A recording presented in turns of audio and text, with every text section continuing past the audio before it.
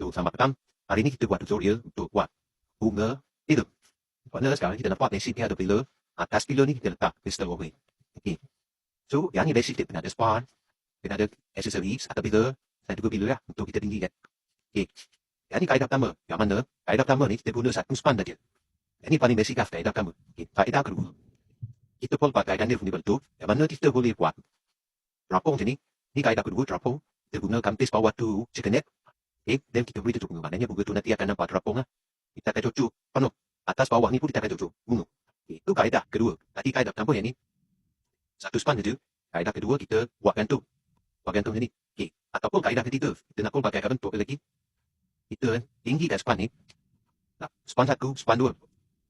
Okay, kita ambil satu span pendek. Span panjang yang tengah dipotong. Okay. Macam ni. Kita ambil lidi. Kita cucuk lidi kat sini. Kita tinggikan. Okay. Ini kan. So, kita punya bunga review. Kita punya bunga ni akan penuh. Dekat sini penuh. Dekat atas ni pun akan penuh. Ataupun kaedah ketiga. Ini kaedah ketiga, keempat. Tadi tu ini kaedah keempat. Kaedah keempat sama ada kita dah letak bertingkat ni. Kita nak lilit, terlilit. Dan ni pun boleh. Ikut pada kreativiti kita lah. Nak lilit luar boleh. Nak lilit selit dalam pun boleh. Macam ni. So, apa? Yang ni kita kena ikat pakai cable tie lah. Untuk kita lilit yang ni. Lilit kat batang ni. Kita ikat yang cable tie. Okay. So, ada 4 kaedah kat situ untuk kita nak cucuk bunga dekat atas pillar. Bergantung pada harga package, bergantung kepada warna bunga, dan bergantung pada kreativiti anda.